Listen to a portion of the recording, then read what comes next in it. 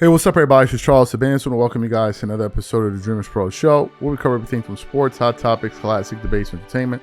And we give you guys a fresh perspective on things and how we see them. And today we got a hell of a show for y'all. But before we get into it, please make sure you like the video and subscribe to the channel. So yesterday, the number one talking point in the NBA was the 83 points that Bam Adebayo scored, right? Biggest thing in the league by far. Everyone was talking about it. We gave our viewpoints on it.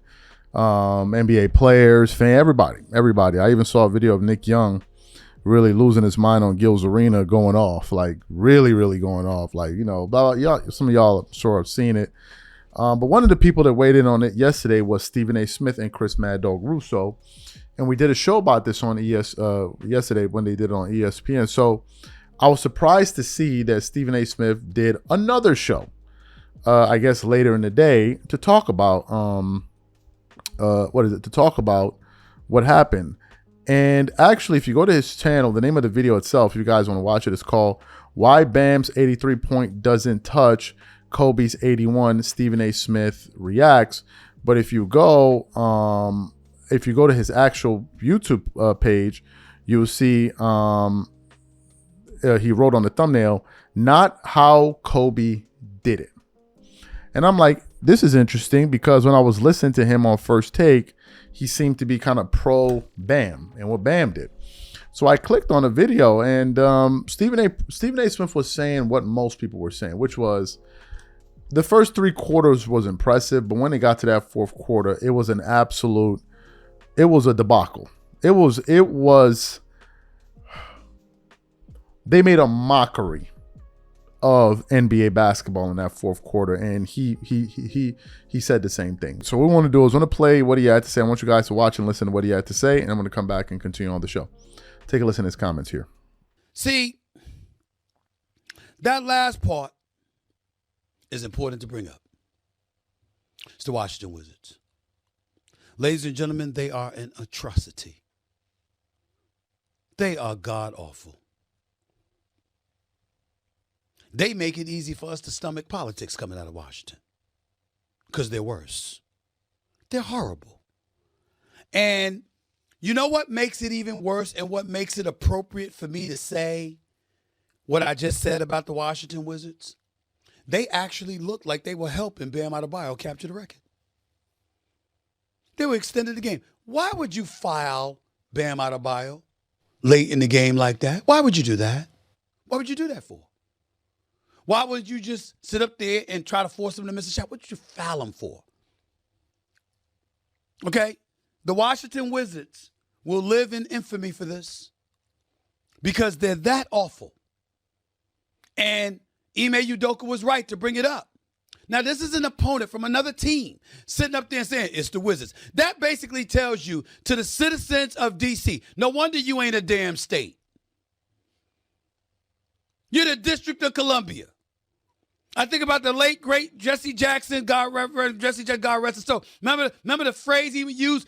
No taxation without representation. You don't even have a representative. I wonder why. Because the Wizards are there. One could easily argue on this particular morning. Because the Wizards are there. That's why. We've seen a lot of things taking place in the nation's capital.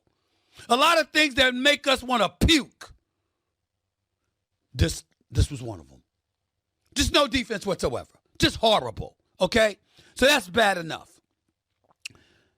But Coach Eric Spoelstra, a future Hall of Famer, an Olympic gold medalist as an assistant coach who will be coaching Team USA in 2028, who's a great coach, he didn't look that great last night trying to facilitate Bam Adebayo getting the record, challenging calls, losing challenges, having his team foul dudes buying all in just to extend the game because they recognized that history was in the making and you wanted to, do all of this. That ain't how Kobe did it. That ain't how Kobe did it. Now, keep in mind, I love Bam Adebayo. And oh, by the way, major props to him for having Asia Wilson right next to him on the podium after the game. You could do worse, my brother. You could do worse. I mean, the GOAT in women's basketball sitting right next to you as your lady, congratulating and celebrating with you and being in attendance for that game. That's a beautiful moment for Bam Adebayo. He deserves it. And perhaps now he'll get more aggressive offensively and really showcase his skills because he's got those kind of skills. But at the end of the day, to be up 25 points, to clearly chasing numbers, that's not how Kobe did it. And to be honest with you, when we compare it, it has to be 3 on the list.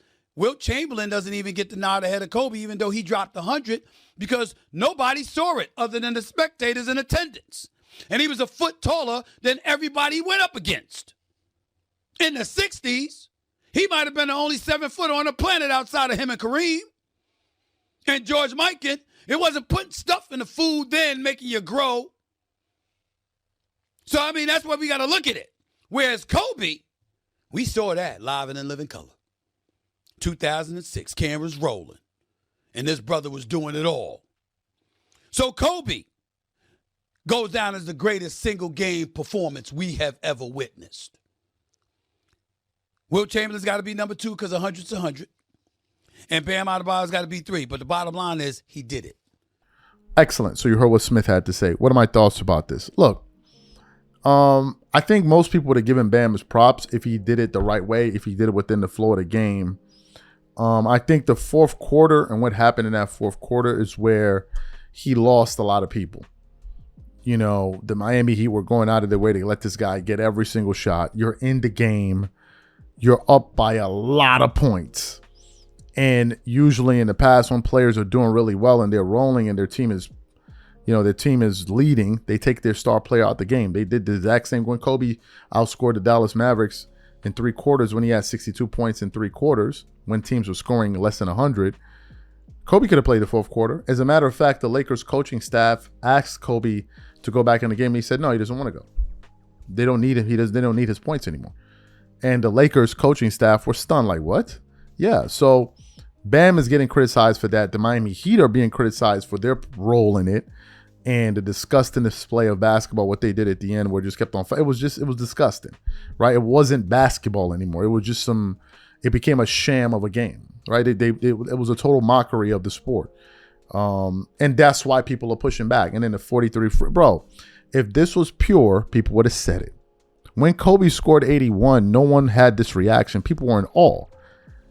This is what happens when you try to shortcut your way to things. It never works out the way you think and hope it would. It's better you just go through it the natural way than try to cheat the game and pull off some shenanigans. Because at the end now, nobody respects it. There are few people out there. You know, the only people really fighting for Bam were Miami Heat fans, LeBron James fans, because they have their own interest in it.